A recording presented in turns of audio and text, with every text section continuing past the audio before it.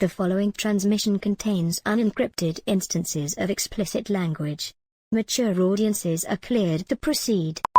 Family is a sinkhole, and you were right to get out when you had the chance. The stupid thing is, even now, I just want them to be proud of me, and I think I did good. Is that really stupid? Yep. No, it isn't. Yeah, it is. You want those guys to be proud of you? I guess I was just trying to get some modicum of closure. Closure is a made-up thing by Steven Spielberg to sell movie tickets. It's like true love in the Munich Olympics. Doesn't exist in the real world. The only thing now is to keep moving forward. Shall we begin?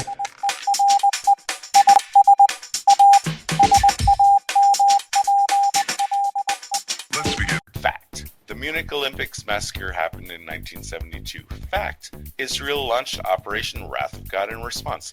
Is a Steven Spielberg film the best way to educate the public on what actually happened?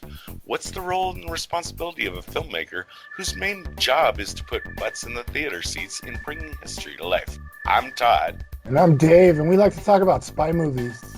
Most everyone agrees on the facts, but there's a lot of dispute about the details of the 2005 film Munich, and we explore the gaps in this episode of Spies Like Us.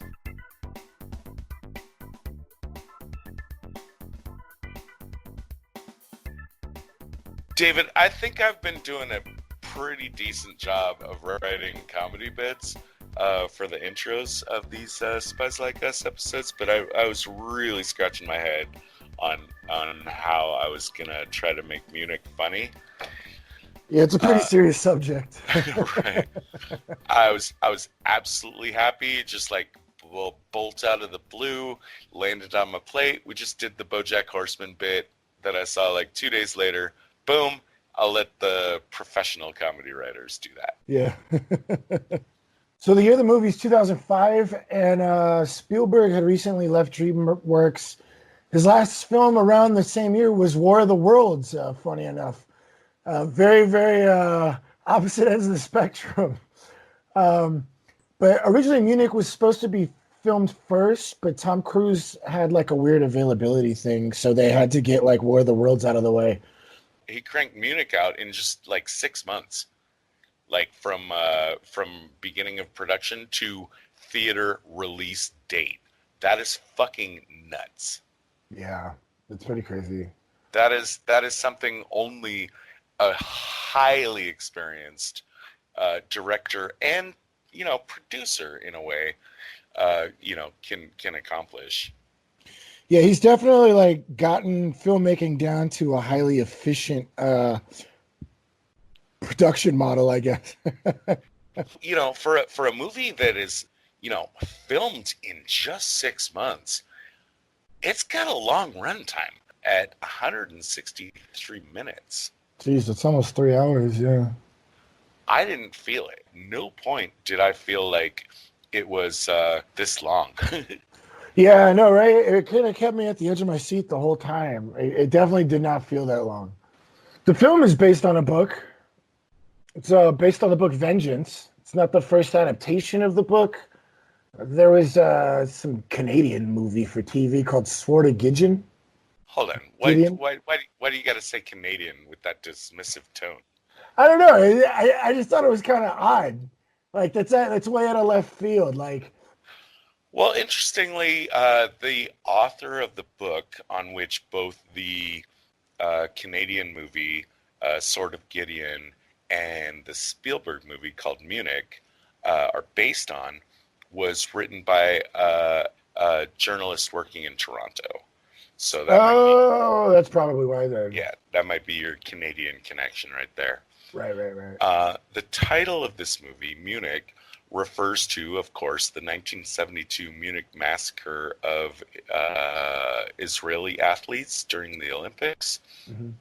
And the plot follows the Operation Wrath of God, which was an Israeli operation that was designed to basically like punish the PLO for that massacre, and especially the group, the Black September. Yeah, go ahead. I don't think Black September had anything to do with the PLO other than members of Black September made it into the PLO.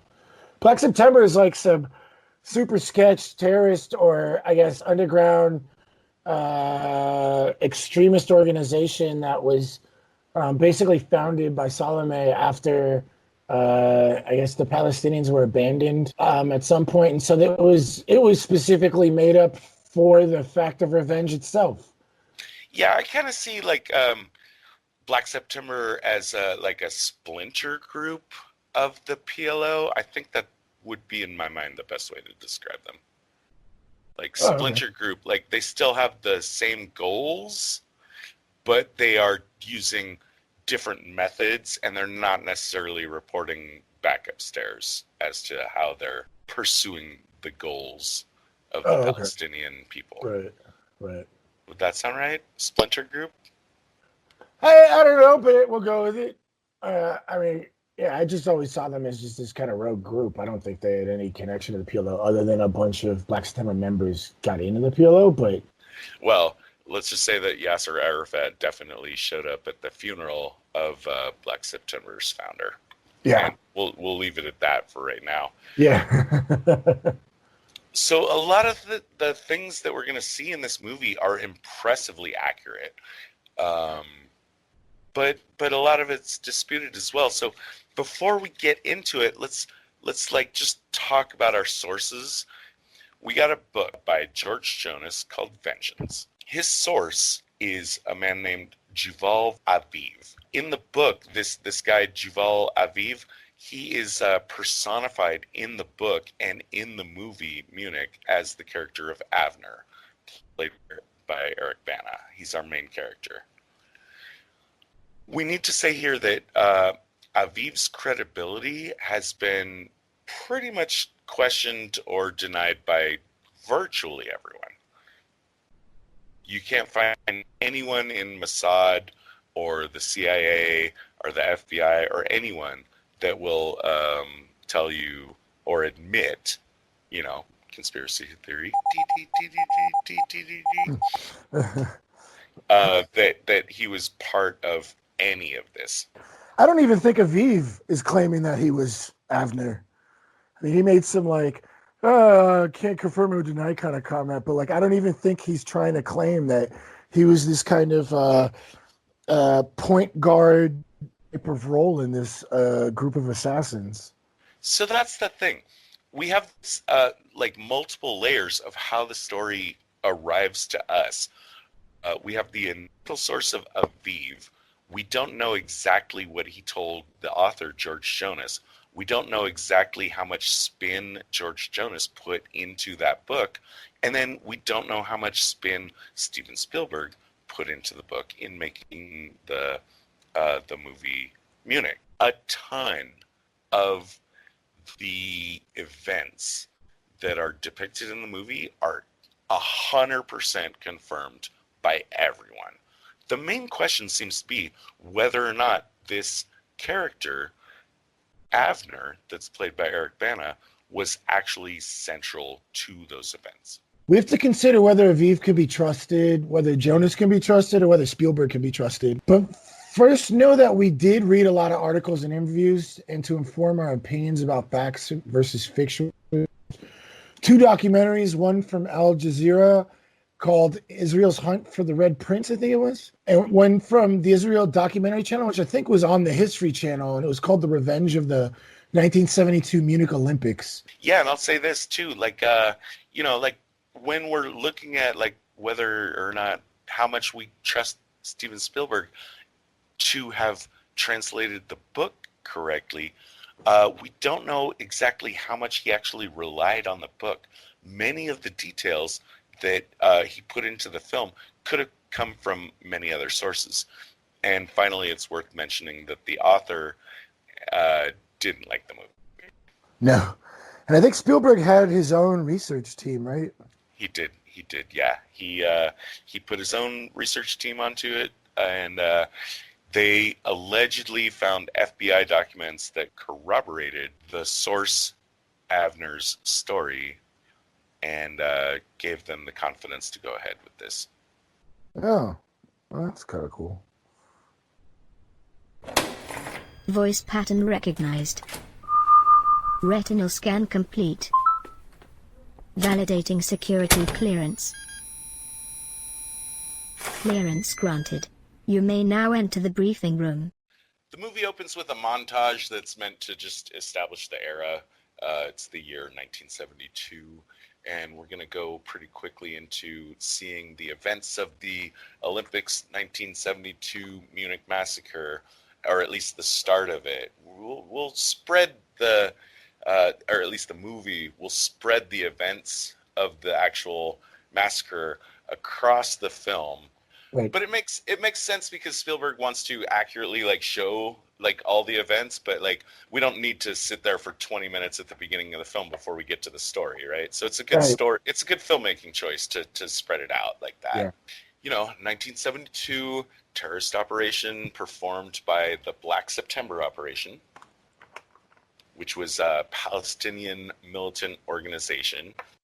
And what's happening around in 1972 is that these Palestinian militant groups had been performing some successful terrorist operations within Israel-Palestine, but Israelis had really ramped up their game, and these operations were no longer being pulled off successfully. Because Israel was just on top of them. They were quashing these things down before they could happen. So the 1972 Munich operation is striking in Europe. With experienced terrorists like this walking into Germany that didn't have as heavy counter-terrorism responses as Israel, they were able to pull it off. The details that we see in the film about the Munich massacre are not in dispute by anyone. In fact, seem to be very, very accurate to all the documented evidence. Even to the point of there's this one Black September guy we see in the film that's got this white hat, it's kind of like white sun hat, and you can see that same guy in photographs and film of the event. And that specific guy was apparently an engineer who had helped build the Olympic Village, and so he knew its layout. Yeah. The Al Jazeera document suggests, without exactly stating, that he was the actual mastermind, and he died. The white hat guy died during the attack. So we're never going to find out what his, we're never going to necessarily find the truth out about that. Right. But I have no reason to think that the Palestinians have any. I mean, I can't think of a reason for them to disseminate on this point. I mean, both of the guys are dead. Why does it matter, who was the guy that masterminded the massacre? Right. The Israelis form a plan. This is, it's not stated in the movie, but this is a Committee X they put together to come up with a response. And the response they come up with is an operation called Wrath of God. And in the movie, they're going to task our hero, Avner, to kill 11 people that they say were involved in the planning of Munich. And this is our main character, who's played by Eric Bana, and he's also, again, the supposed to be the guy who's the source for the book Vengeance, on which the film is based. In the film, Avner's chosen because he's very ordinary and knows his way around Europe. They set it all up where he's going to resign from whatever his job was with Israel. It's not 100% clear, but he said it was some boring desk job where he filed papers or something. So he was some sort of, government bureaucrat somewhere on the ladder somewhere. I think it was also though suggested that at some point he had been the part of the security detail for the prime minister. Oh, really? Because someone he said I think you just because apparently his father was a big shot in Mossad or something. Yeah, he was a huge national hero for Mossad. Yeah. Right, and there was just some mention of he just thought that she liked having the son of a hero around her or something. But he's definitely not I don't know. He's not Avner. Our guy Avner is not part of Mossad, at least not until now. But even now, not officially, because the way they go about it is circuitous, and they cut all ties between him and Israel so that he can't be traced. They want him to be completely untraceable, and they set up this Swiss bank account that's got the funds in it, and he can leave them notes in the safe box and they can leave notes for him, but there's not going to be any direct communication. And they assign him a team of 4 guys with quote unquote various skills. They don't know each other. They haven't worked together before. We're going to talk more about that later. But, at least in the movie, they do seem to bond well together. I think it was smart of Avner, just like, minor, tiny, I don't even know what to call it, spy points, but just like management points for starting it off by like cooking everyone dinner. I thought that was just, it's a smooth move. Yeah, and they sure don't skimp on the food budget. I know, yeah, receipts, Avner. No, yeah, they're always eating these like elaborate feasts. But no, yeah, that's a good point. That was a good move for him to kind of get the group kind of warmed up to each other by cooking them dinner. But this is a point of dispute. There actually was a much bigger operation than what was portrayed. In fact, a lot of these events aren't actually in dispute, but one of the things that are in dispute is that it was a 5-man team. According to Mossad, they actually had a whole full operation with like a bunch of analysts and people watching and all. Yeah. It's not known how many names were actually on the list. Some say as many as 20. They do confirm that at least in their minds, Salome, as we see in the film, was confirmed as the highest priority target. And they did believe him to be the mastermind of Munich, even though... Well, that's another point of dispute, is the Black September founder, Ali Hassan Salome. What is in dispute is whether or not he was the mastermind of Munich. The Al Jazeera doc throws some doubt on that. Like maybe he helped with some training, kind of planned a little bit, but probably not. But he definitely was not the mastermind, other than Israel still actually does believe he was the mastermind. Salome is one of those kind of interesting characters. He's not your typical terrorist. I believe he's specifically like just didn't want to be seen like one of those people in photographs that were wearing like the black and white checkered, I think it's called a keef. What's that called? Right. And like brandishing AKs. Yeah. He had a much different image. Yeah, he was much more higher class, more hip kind of looking. He was really into Elvis and Johnny Cash, I think, would go out to clubs, dressed very Western, kind of hunted himself in a very Western way. So he wasn't your typical kind of terrorist. He was like the cool one, if there's such thing as that, I guess. If there's such but it's apt, I mean, he was like trying to portray like kind of a more sympathetic, or not necessarily sympathetic, but like a more relatable face of the Palestinian extremist cause. Right. Someone that Western people could look at and say like, oh, I might be able to identify with that person. Yeah, but it's kind of like when you see like some weirdos in, sorry to call them weirdos, but from a certain uninformed perspective, you just see these people in like these strange to your eyes, to your media eyes, garb, brandishing rifles in the desert. You're like, who are these fuckers? Right. But you see this young handsome guy in sunglasses running around Europe, and you'll form a different image of what his cause might be. This is like that KKK grand leader guy or whatever.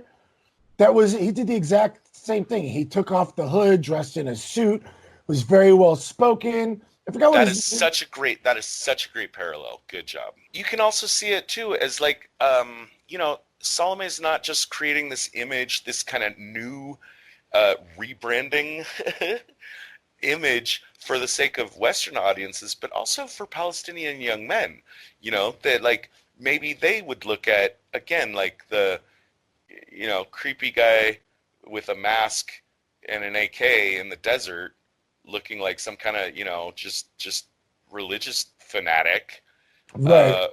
Whereas like when you see, pictures on TV of Salome, like flaunting his wealth, driving around, he's wearing cool Western clothes. He's going to the clubs with women and stuff, they dubbed him, he got the nickname the Red Prince, for all of this. And it's also like, it's a more attractive, recruitment image, right? Yeah. So that leads into like where the Al Jazeera document, we wanted to talk about like what the actual like underlying motivation of Wrath of God was, because I think that's a subject that the movie takes very seriously. It to its credit, and the Al Jazeera documentary position, like what they're basically saying is that the Wrath of God was mostly for publicity, and that Salome was at the top of the list not necessarily because he was the founder of Black September, but because he was such a just a high publicity target. Their stance is that like what the Israelis were trying to do was take out people that the world would all hear about, not Right. just some guy in a bunker in a desert somewhere. Like, it's said like a few times in the movie, like nobody cares what happens in the border provinces. Nobody pays attention to that. Right. But this guy, that's got a big, like kind of a cult following and a big public media presence, you kill him and people take notice. On the other hand, Israel basically said that Wrath of God was purely strategic.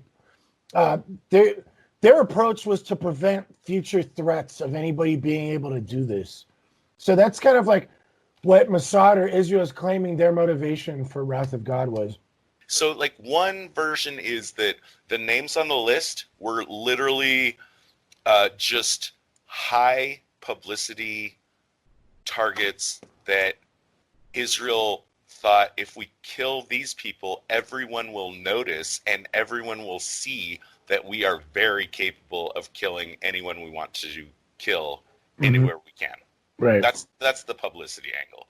Israel's version is no, the names on those lists were chosen not because they were necessarily involved in Munich and not for publicity, but because these are names that we believed were capable of carrying out a future Munich, that it was pure, like you said, purely strategic and purely just to stop later attacks. And then we get to our third reason why the names would have been on the list. And that's right there in the title of the book, Vengeance.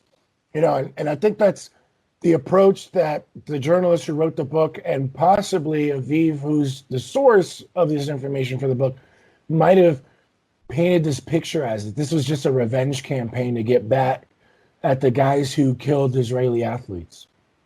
But, it's really clear in the movie that, the Israelis are not comfortable with the idea of revenge. It seems to be something that, like, is abhorrent to their Jewish soul, that they would see, if we're doing this for revenge, we're committing a sin kind of thing, right?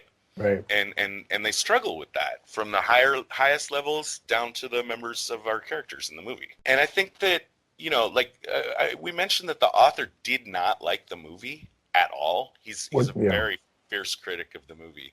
And so, that seems to be partially because Spielberg kind of painted the operation as more, I don't know, just not revenge based, where I don't know, I just get the notion that the book was more about like, we're gonna fuck these Palestinian motherfuckers in the ass for what they did.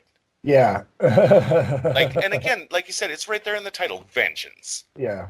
Like, why do you call the book Vengeance if, like all the characters in the movie that we see, like they wouldn't have named their book about this, Vengeance. No, they probably wouldn't have.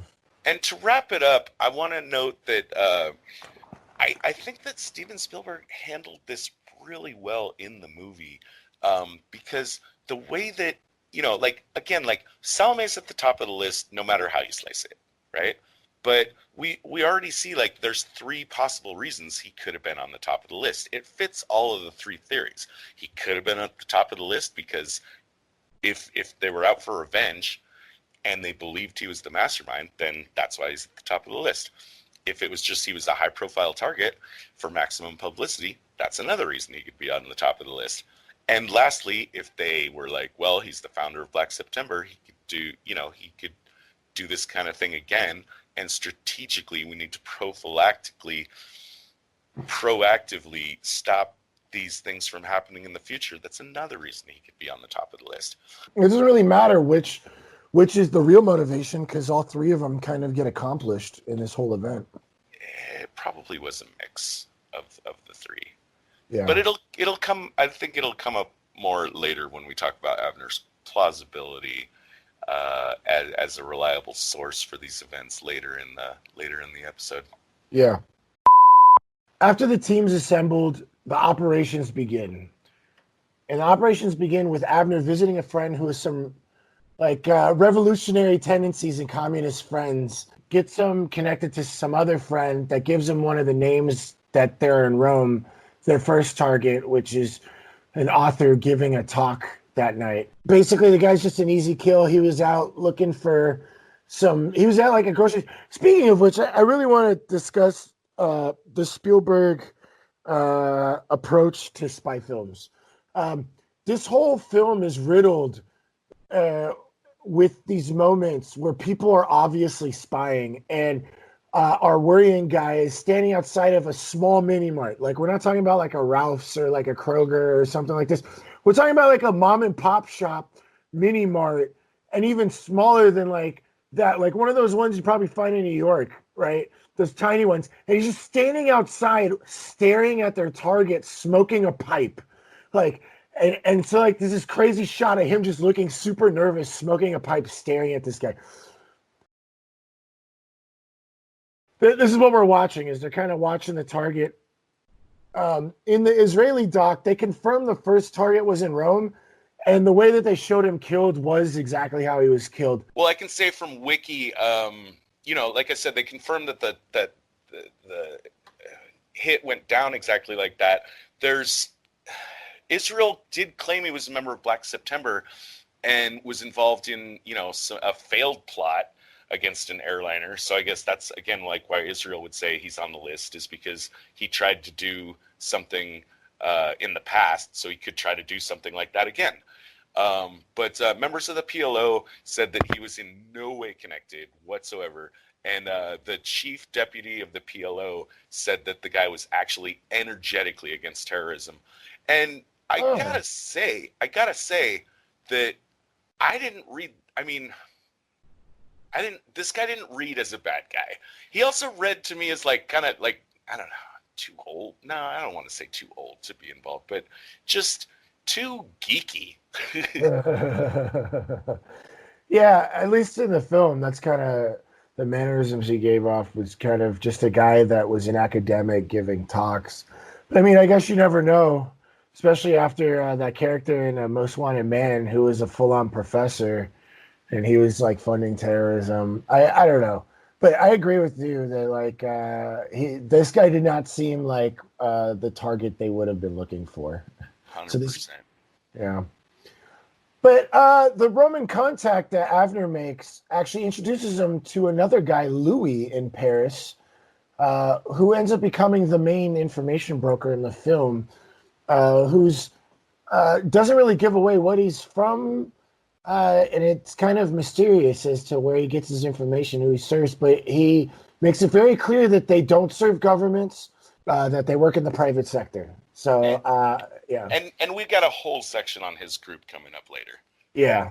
By the way, Todd and I both love the different Daniel Craig shirts that come on all over the place. He's always in a new shirt, and it's some snazzy 70s shirt.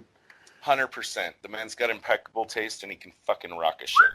Yeah, like he looks like he's about to go to a club, but he has to stop somewhere to do some coke. That's exactly what the shirts look like. Yeah. At this point in the film, we see on the TV, we see that some plane hijackers, some guys, Palestinian guys, hijacked a plane, and as part of their demands, they negotiated 3 of the, and I think it was just the 3 surviving terrorists from the Munich massacre, who had been, I guess, captured by German. Yeah, it was captured by Germany, and were being held by them. So they hijacked a German plane, and they said, we're going to, I don't know, blow this plane up, crash this plane or whatever, unless you let those 3 guys go and release them to Libya. there was a shot where they showed the three guys being released and this guy translating, and then they look at the picture of their next target, and I'm not sure if the translator is their target or if just using this whole shot is used to get them to think, hey, let's pretend to be reporters. Anyway, but yeah, what they used the idea that this event just happened. Let's go pretend to be reporters. And so the bomb maker is the one that pretends to be the reporter, and he gets in the house and is able to get information about the house phone so that they later can plant a bomb phone later, so it looks just like the same phone that they have. And this is actually my number 3 best tradecraft, because the target that they're going after would have been very open to having an interview.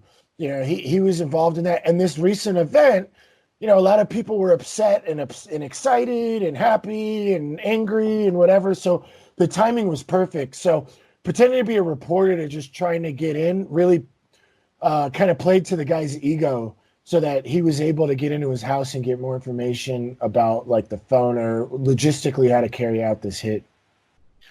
Yeah, good call. And the Israeli documentary does confirm that phone bombs were used in the operation. They confirm like that there were, you know, in the film we see them using all these different varied means of killing their targets, which seemed to be like part of the plan. We can kill you this way, we can kill you this way, we can kill you this way. Yeah. Well, you know, that's one of the things that I really enjoyed about the film, was watching them spiral down into getting more creative with their kills. Like they basically turned into serial killers. They started obsessing over each next kill, and they got progressively more and more elaborate. So I really like that about the film. Yeah, I agree. And I wanted to give some quick plus spy points to Avner's hat on, hat off is his go, no signal to dial the phone and trigger the bomb. Uh-huh. And after that up is where Avner's daughter is born, which we knew this earlier, that his wife was 3 months away from giving birth at the time that he accepted the mission. Why do I bring this up? Well, it's a nice way for us, at least within the frame of the movie, to timestamp this, which I think is important, that we're looking at the fact that everything that has happened up until now in the movie has to have happened in the span of 3 months. Which means they pulled off finding and taking out 2 targets in 3 months, like high-profile targets in 3 months. And that is going to lead into our discussion about the plausibility of this 5-man team having done this, which again goes to the source, Avner's reliability as a source. I'll just start off with I don't really buy it. You got 5 guys that have never worked with each other before. Some of them don't even really have experience with this kind of stuff. Some of them do. I mean, the document guy, Hans, right? He seems to, you know, well, I mean, he does documents. That's great. Right. Daniel Craig's character, Steve, is such an amazing, like, how could that guy be any other name than Steve? Yeah. He's total Steve. He seems to know his shit. We know that Avner hasn't done this kind of shit before. We know that their bomb maker is actually like a toy maker. And he's a bomb diffuser. Right. He knew how to take apart bombs, but he wasn't really a bomb maker. And he definitely hasn't, you know, been like, I don't know, specifically trained in this kind of op. So, you know, big, like, minus spy points for the idea that this 5-man team pulled this off in these 3 months.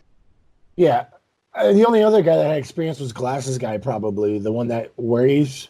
He's 100% confirmed as a very experienced guy. He gets really mad at Daniel Craig later in the movie when Daniel, like, challenges him on his loyalty to the cause. Yeah. And he just gives him a big dressing down about all the fucking shit that he's done for Israel. Yeah. You know, on the front lines of the war against terror. So And Israel actually admitted to Wrath of God operation, but they say, uh, that this super black team didn't really exist, that they had a whole regular team that you would normally expect from a large operation like this, like with tons of analysts and people watching and counter surveillance. And it's pretty much disputed by everybody that there was just a five-man team. right, except the book Vengeance, Yeah. which again, like Steven Spielberg, he stands by. He says he did his own investigation that satisfied him that this was accurate. I don't know how far to take that. Who you gonna believe? Well, that's a funny question. Who you gonna believe, a filmmaker or a spy?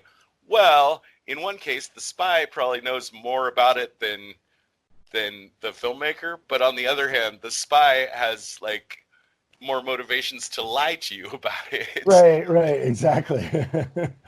um, but I'm actually going to put this as my number one worst trade craft, is not having a sufficient team, and this is going to be a reoccurring theme for me in our podcast, because it's really important not to go out, like the R Man Flint thing, where he like denied a whole team handed to him that he's just going to be like a desperado. It's really, really important to have a team in these type of situations. And later on, there's actually going to be a moment where heavy counter surveillance would have been beneficial, and it wasn't available because there's just the five of them, like just kind of, like a Magnificent Seven type of group just showing up to like wreck the town or whatever. Regardless of the accuracy of it, just on its face, like it just doesn't look good. I mean, it's not the way you would go about this. But Right. I'll say too, like, I thought about the film that would have been made where it was more accurate, where all these hits are being done by all these different people spread out all across Europe, and you end up with a cast of like 48 people instead of 5. And I feel like there's maybe filmmakers that could have made that movie that way, but Steven Spielberg, that's not the movie Steven Spielberg would make. He just wouldn't make that movie. Right. This is the kind of movie he'll make. Right, exactly. With obvious shots of people staring at people. But before we leave Avner behind and his plausibility, and we'll not bring it up again unless we really have to, because I just wanted to talk about it here, was to remember the conflicting accounts of Wrath of God's purpose. If you're trying to find reasons to believe Avner's account that it really went down like this with this little 5-man team, then maybe there was a part of Wrath of God, like there was a part of Committee X that, not everyone necessarily in a bureaucracy is always working hand in hand with everyone. The team isn't always like all pulling in the same direction. And maybe there were elements of Committee X that were like, hey, fuck this, we're going to get some revenge. And maybe they fielded this little 5-man team, just like, with some of the budget, and just didn't like tell everyone about it. And that would be like, again, I'm not a believer in Avner's account of events or this 5-man team kind of thing. I'm just saying that if you were looking for reasons to believe it, that's one right there. So yeah, overall minus 5 points. But it's really fucking cool story-wise. I mean, It definitely makes for a good story, yeah. It's very romantic, this idea of, this. I mean, that's one of the things like I really loved about the movie when I first saw it. It's like, oh, these 5 guys, they're completely cut off. They're doing the whole like Mission Impossible. If any member of your team is captured, we will totally like deny any knowledge of your existence kind of stuff, but done in a less cheesy way. Right. It's going to lead me, though, to my number 3 best tradecraft, which is I wanted to put a little bit of a spotlight on Glass's role in the group. This is, again, the guy that worries. This is the older, most experienced guy on the team. And what he does is, well, let's tackle it this way. So when we talk about like that these kind of ops were most likely done with larger teams, I did find a source. I kind of lost it, couldn't find it again, but it kind of went into detail on how these teams actually operate, which is and it's a 16-man team. And if I had the details right, I think there's 4 gunmen. There's 4 Steves. And there's 4 guys that tail the gunmen. And then there's like 4 guys that do like I don't know, technical support and 4 like specialists or something. 16-man team. You know, Daniel Craig at their first dinner together, he asked Glasses like, what, you know, he's asking everyone like, well, what kind of skills do you have? Blah, blah, blah. And Glasses was like, me? I worry. And everyone had a laugh about that and just went on eating, and it was part of their bonding process. But also I kind of felt like, you know, a more realistic film like Daniel Craig would have laughed, taken a couple bites, and then said, no, really. Though it's kind of important. Like, Yeah. what do you do? Yeah. But I can kind of see what he does, because Ephraim, who's played by Jeffrey Rush, who's Avner's case officer, he's kind of like the guy that, like, you know, set up the whole Swiss account and stuff. You know, he explained to Avner in the thing, he said, there'll be some people that will just tail you and make sure you didn't accidentally leave your passport next to a body.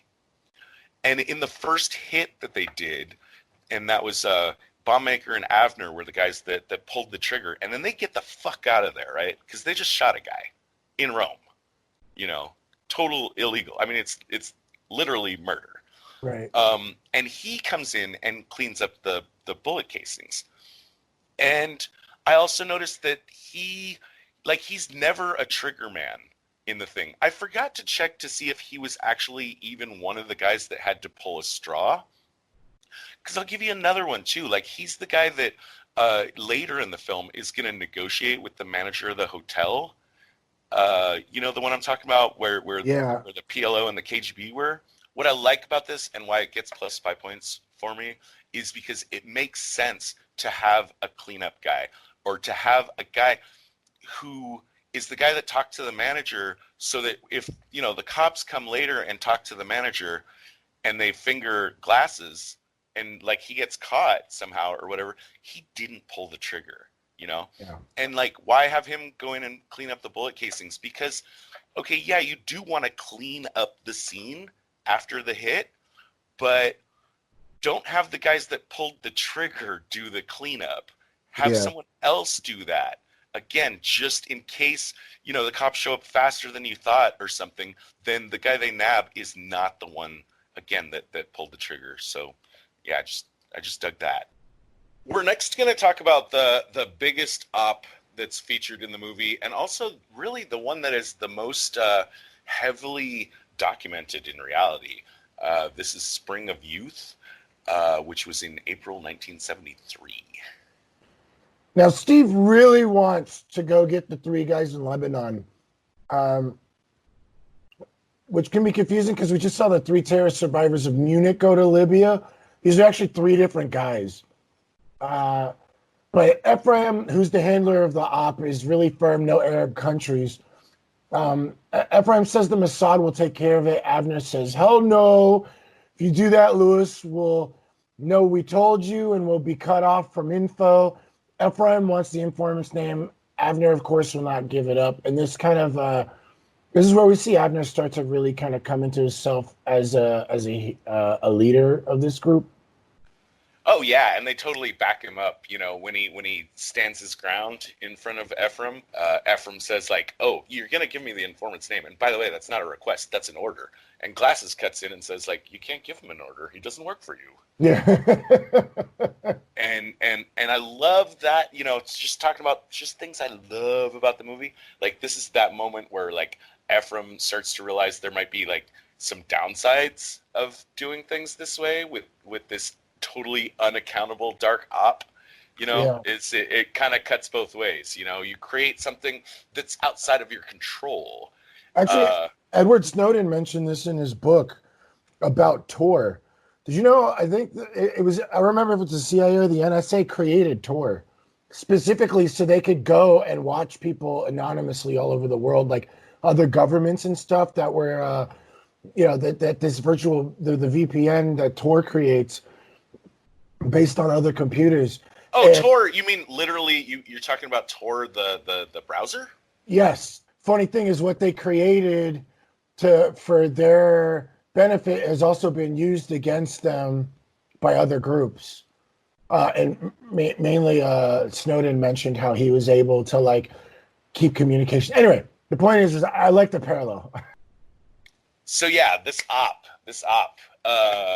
we see. I mean, the wiki confirms. Again, this is one that like the movie, it gets it right. The Israeli troops showed up in Lebanon, like special forces Israeli troops on speedboats that were launched from offshore missile boats, and there were some Mossad agents that were awaiting the forces on the beaches with cars that were rented so that they could drive them to their targets and then drive them back to the beaches for extraction later. And in the film, it's shown that it's Avner and Daniel Craig that are, the quote-unquote Mossad agents that are performing this task. And, again, we don't need to talk about blah, blah, blah. It probably really wasn't, like, the same guys, But one of the best parts of this whole op is the Israeli forces dress up in drag to kind of pretend to be like drunk couples walking out on the night having a good time. And this is actually confirmed, like fucking confirmed. Ehud Barak was in drag. Future Israeli Prime Minister Ehud Barak that was drag. Yeah. My new hero, storming. He was the leader of the operation, and we see him, at least in the movie, like he takes point, and he's the first guy that busts out his gat and like takes out the guards. His gat and his pantyhose. Yeah. No, but this is actually my number one best tradecraft. Fucking A. It is mine as well. Yeah. The three targets that they're after are like kind of holed up in this building, and there's like a checkpoint with guards, and they're heavily guarded and stuff like that. So a bunch of buff dudes rolling up is not going to look good because you have to get past the first couple of waves of guards to get in. But a bunch of drunk couples kind of wandering the streets at night is pretty normal, and they could be part of their group because they had a lot of guys in that building. So it could just be their guys out with some of the local ladies or whatever. Well, it worked, and they kind of got through and started wreaking havoc throughout that whole area. So that's definitely. Well, they were going to a specific apartment building. Once they get past the guards, then they just have a limited amount of time to get to the apartment building, take out their three targets, and get out. The whole operation, they were in and out in 40 minutes. Well, I think it was 30 minutes. I read that note. Okay. Yeah. Okay, yeah, 30. That's dope. Did you notice when one of the guys going in, he's got a photograph taped to his rifle? That was really cool. Yeah, taped so that it's upright to him, so that whoever he's looking at, whoever he's pointing the rifle at, he can see right there in front of him, and just do a side by side of the photograph and his target. Because it was clear that they really just wanted to get the right guys, and even there was that part where they find a guy hiding under a door. And the guy looks at him, and he's not sure, and so he goes and he asks the buddy hey, I'm not sure, does this look like him? And the guy's yeah, that's him. So I like that attention to detail and demonstration that they again, they're not in there just to murder Palestinians left and right. They want to specifically just get their specific targets. Right. Which is also weird that if they have that kind of commitment to not hurting civilians, then maybe, don't use the bombs. Yeah. I was kind of thinking that too. I don't know why bombs were so stressed, but it might have been just for the movie. But no, it's absolutely not. It's absolutely confirmed. All the type of bombs that we see used in the movie, they're confirmed as, the documentary that I watched didn't specifically say, oh, this guy was killed with this kind of bomb like you see in the movie. But they did say that they used all sorts of bombs. They said they used phone bombs. No, I know. bed bombs. I believe that they were using bombs, but at the beginning, Ephraim like stressed, use bombs, it's better, or whatever. I don't know if that was actually like what they were told to do or not, or if they just kind of were like, well, let's just start bombing people. Well, it's clear that that's what they did. But Yeah. again, we just want to point out that it just, I mean, historically and movie-wise, runs contrary to their avowed interest in protecting, collateral damage to innocent civilians.